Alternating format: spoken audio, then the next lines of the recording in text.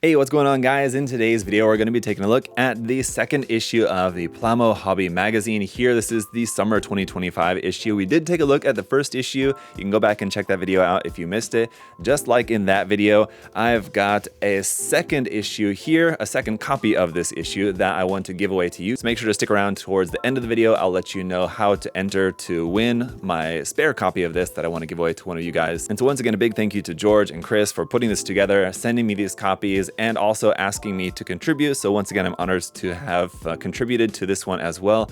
I've got another Maschinen Krieger model kit that I built that's going to be featured in here with an article that I wrote about that. So we'll dive into this issue here in just a moment, but I'm not going to go through like every single page of this because I want to encourage you guys to pick up a copy for yourself if you're interested. In today's video, basically, I just kind of want to give you an idea of what to expect if you want to pick up a copy for yourself. That said, if you did not get the spring issue, the first issue, I believe that one was also reprinted and should be available for you guys as well if you want to pick up both this first and the second issues, and now should both be available, and the third one of course is on the way, so stay tuned for that. In the meantime, let's go ahead and check out issue number 2. So here on the cover we've got this beautiful custom Yakudoga and an idea of what's going to be inside here. The theme for this issue being art of customization and creation, stealing possibilities of your own from masterpieces to become. So basically just saying that, yeah, we can look at awesome artworks from awesome builders and get ideas and inspiration, and there's nothing wrong with that. Absolutely. It's one of the great things about looking through stuff like this is just to get ideas that you can then incorporate into your own work and get things that maybe will spark inspiration and motivation for you to try with some of your own works. So I definitely like that. Gonna have features in here from a couple of Japanese master builders, Ryu and Studio Rihito. Some of you guys might be very familiar with. And from the Plamunity or the Plamo community, we've got me and the Unregated Network featured in here, as well as the Kampfreisen Mars and Diorama Art Gallery for just an idea of what's going to be inside. We've also got some information here about the Mecha Squad World Championship, a team mecha model competition. So rather than just kind of your standard mecha model competition, it's a team mecha model competition inspired by some of the different like modeling teams, which you see primarily there in Japan. Definitely recommend you guys to check that out. On the front inside cover page, we got some more information about that here. Introduction as to what is the Mecha Squad World Championship, registration rules, judging team, registration period, and all the information that you guys need for that, with the judging team featuring friends of the channel, Ryan, Lao, Simon Lam, they're from Canada, and then we've also got Wu Jingming from China, and T-Bank, they're part of Team Shinkiro, they're in Japan, who is a part of this team here, this T-Bank's in that team there. I definitely recommend you guys follow T-Bank as well if you guys aren't already on Twitter. Next page features the judging method, which is basically like the criteria, the prizes, and contest registration information there. So definitely check that out. We've got our sponsors here, some of the sponsors for the publication, and then our table of contents here on the next page, giving us breakdown of everything that's going to be included and the artists who are contributing. So let's go ahead and get into it with the first build, which, as I said, is going to be this awesome Yakudoga here. It's a really great collection of photography and text in here. So text talking about the build. Not all the features necessarily going to have work in progress images, but we do have some work in progress images here with this one as well, with this artist also being a photographer and illustrator. So it kind of got like all the skills there, but that looks really awesome. And great to see the Yakudoga get some good proper love, as it's a design that I particularly really like.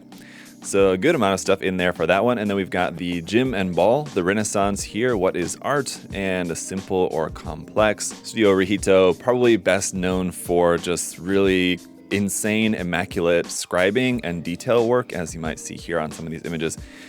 From some different works from Rihito-san. This one featuring this Lena styling here on it, and then having this intricate design of panel lines and holes scribed throughout on that. So very cool design for that one. And for the ball, yeah, as I said, he's done a number, I think a couple of different balls. This one's on the polypod ball, but he's got like a couple of different builds that are just really crazy to see, like some of like the very intricate like lining and chiseling work that he does is pretty insane. So that one's awesome. Yeah, again, the Jim Ver Lem there, that master grade kit actually. So that looks really awesome. And aside from the like reductive details like of drilling and scribing, also the like additional details added of some of these raised bits in here, like some super intricately cut out and like scratch built little bits that are added onto the exterior of the designs, like pretty crazy. So here's another one of his gym builds there as well. You can see the 3 of them all together. So really crazy, like super like hyper detailed in terms of like just the precision of it. It's crazy. Here we got a how-to section, like so a tutorial section on the entry grade new Gundam.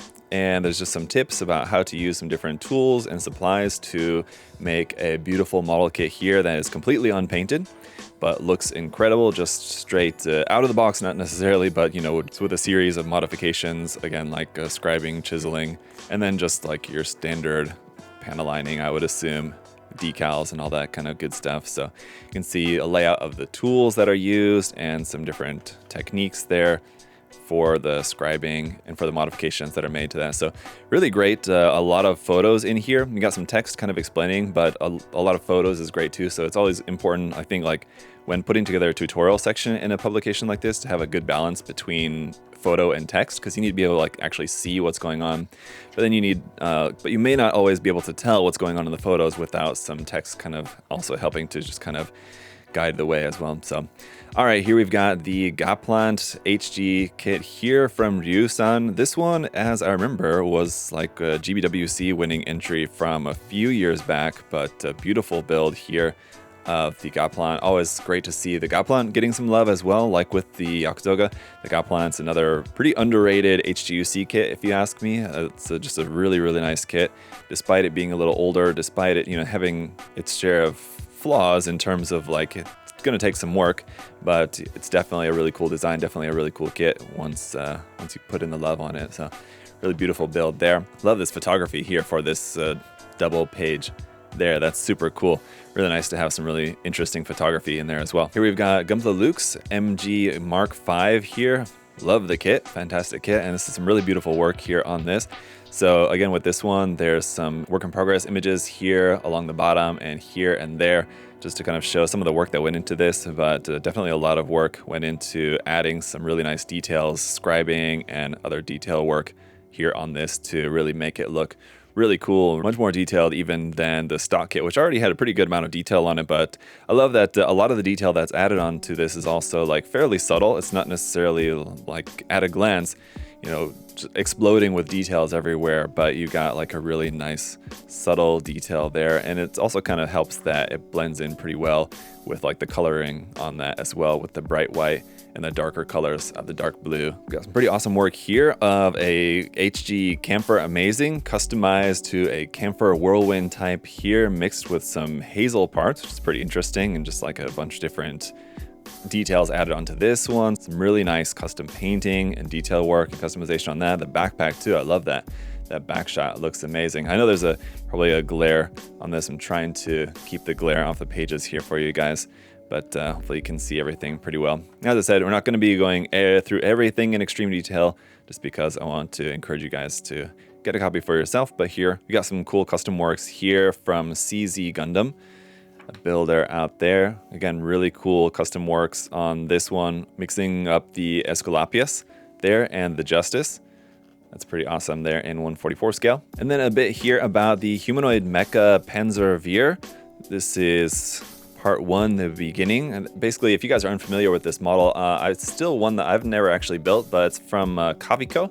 Makes these model kits. There's a number of them, and although I do have one in my backlog, I've still not built it yet, but it definitely is a pretty cool design here. You can see a couple of the different variations here. For example, Letter from Mars. Yeah, it's a really cool kit. And Kavico, as a producer, if that name sounds familiar, it's because Kavico is also the company that makes the 1/100 scale version of the Notchin kits, the original like small little Notchin kits. So some pretty cool like illustration work and like story text in here for these, which are these mecha model kits are not from any like manga or anime or anything like that. So it's pretty cool to have this story and artwork here featured for these. Definitely making me want to pull mine out of backlog and actually get to work on that. So yeah, nice collection of artwork and story there for those. That's pretty interesting. And then we've got a beautiful build in here as well. This is of the Panzer IV. The one that I have is actually the Panzer III, and there's going to be some slight differences between the different units, but definitely check out that kit if you guys haven't yet. All right, here I am up next. You guys may recognize this model kit, as this is one that I built here on the channel and shared with you guys. And one cool feature about this, which I didn't really touch too much on in this article because it wasn't really pertinent to like the information that I wanted to share about this, was, you guys remember I made it into like a radio control tank as well. So like it modified like a radio controlled car into the bottom of the tank there and had the remote and all that, so I could actually drive it around. But yeah, mostly what I was writing about in here was more so about like using painting and weathering to tell the story of the kit basically, and then also talking about how lines are important, like how you have the lines of gravity that'll pull the dirt and weathering down towards the bottom. Then you also have like lines where like different objects will be colliding with the tank itself, whether it just be you know brush or scrap, rubble and debris around on the battlefield, or actual like bullets and things like that kind of hitting an object. So anyway, it was pretty fun to write about this one, and I hope that you guys will enjoy it if you check it out. So let me know, give me some feedback. It's only kind of like my second time really writing an article like that, so it's probably not like the best, but anyway, let me know if you guys read it and have any feedback for me. I'd love to hear that from you. And then we got some more Machine Krieger here, although I guess not technically with the Mark 44. Again, not necessarily being from Machine Krieger, it's from Robot Battle 5. But anyway, this is from Gunpla Mook. Fantastic builder as well. Someone else that I highly recommend you guys to follow on Twitter or X. And good guy, great builder on there. Does a lot of really great work. So definitely check out his works there. Up next here, this model story gallery of this really cool custom build here. Professional miniature artist Jeremy Hughes with this pretty awesome little mini diorama there with this kind of hover bug and sort of Academy plastic model. Oh, it's actually a Korean Academy plastic model shop there. That's pretty fun. That's interesting. And then an article over here, it looks like from Jeremy Kevin Hill, and about Daniel Cunningham and his having a workflow. So the mind behind the models. So yeah, very important to kind of have an idea of how your work is going to go kind of from start to finish. But then also I would say just like allowing for changes to be made in the process along the way. So of course, you guys know that I'm a big advocate for the freeform jazz style of building, but here we have from the Undergated podcast, The Art of Custom Gunpla. There's more commentary on customization over here, and Chess Assault. So I guess this is the latest team build here from Shinkiro Team, the Japanese modeler team there, where they always kind of have these team builds where they'll each build a custom model along a particular theme, usually sharing a similar paint scheme as well, where it looks like in this case probably they planned for like either black and white with gold accents, and then probably a particular shade of gold may have been agreed upon as well, as it looks like there might be a little bit different colors of gold used for these. I'm not sure if that's just maybe the coloring, color grading on the photo possibly, but they're pretty cool about making these like uniform projects there. So that's really cool. Here we've got the appeal of heavy weapons with a full armor Shinanju Stein here from JD Gunpla. Another really cool build there of the Shinanju Stein. Awesome kit. And it's a really cool build there with the added parts there on the back. Looks like basically like a heavy weapon system shield, the massive cannon from like the RG Hainu, and then some GN parts there on the back from looks like probably an HG00 kit. So awesome. All right, we've got some 5-star stories in here as well. And I know I said I wasn't going to go through everything. I'm just trying to kind of like go through everything somewhat quickly here for you, although we are kind of taking a look at a lot of what's in this issue. We've got a car model here with this Mercedes. So we do have more than just mecha models, more than just Gunpla. Obviously you saw we had some like Machine Krieger stuff in there as well, but some more traditional models here with the Mercedes. Pretty lengthy feature on that with a lot of photos. And then we've got a section here about dioramas as well with the RG Zeong and RG Gundam version 2.0 kits here in this very nice diorama. This one from Canada, from Tony there in Canada. And with this one, I particularly like the composition of this one. I think is really nice there. That looks really good. And then here we got from a friend of the channel, Pixelly, her diorama here with the Space Rickdom. She's been a guest here on my channel before. You can check out my interview with her. We actually talked a lot about this particular build. And she, had a lot of great things to say about that. So Here we've got the USS South Dakota. Custom build here in, what's the scale on this? 1/700 scale. That's pretty crazy. But really, really fantastic work there on that. I mean, that's tiny, but I mean, it's really impressive. The work that goes into these like really tiny ship models. I don't know, it's way beyond my scope. And then we've got the Last Jedi version of the Millennium Falcon here, Bandai's model kit by Tse Lim. Probably pronouncing that name wrong, sorry if I am. And then a report about Shizuoka Hobby Show. So obviously we've covered Shizuoka Hobby Show pretty extensively here over the course of a couple of videos. I talked about a lot of the stuff from the show, but obviously that was going on there in May at the very beginning of summer. And was not able to attend again this year, but hopefully next year, hopefully I can go. I keep saying that every year, but eventually I'll get back again. I haven't been since the first time I went, which was in 2019, but I'm definitely dying to go back again. So, okay, here we got the Oklahoma New Type Cup. So another kind of modeling competition. So there's some more information about that. And then a call for anyone interested to join the Plamo Hobby Magazine editorial board. So if you're interested in, working on, future publications, future issues for this publication, you can reach out to the team there. And that's about it for this issue. So although I said I wasn't going to go through everything, we did go through kind of most everything. There's our credits page here at the end. But like I said, I do encourage you guys to pick up a copy for yourself and support this endeavor. That said, if you want to enter to win my extra copy here for free, I'm going to choose a random commenter and give this to one of you guys. But what I want you guys to leave in the comments is basically let me know a particular technique or maybe like a theory or idea, something that you've learned from someone in the hobby community, whether it just be like an actual content creator or just a friend who's a modeler. Tell me something that you've learned and who you've learned it from. You mean you don't have to like give their name, you can just say from my friend or something like that. Or if it's a particular person who you want to name, that's fine. But let me know something that you found particularly useful or interesting and that you learned from someone and who you learned it from, and I'll choose a random comment and send this copy here to one of you guys. So that's it for today's video, guys. Thanks again to Chris and George for putting this together, for sending me these copies to share with you guys. Very glad I was able to contribute once again, and hopefully we'll be able to more in the future. But that's it for today's video, guys. If you enjoyed it, make sure to leave a like, and if you're not subscribed yet, make sure you're subscribed to not miss out on any future videos. But that's going to do it for today. We'll see you guys next time. Bye-bye.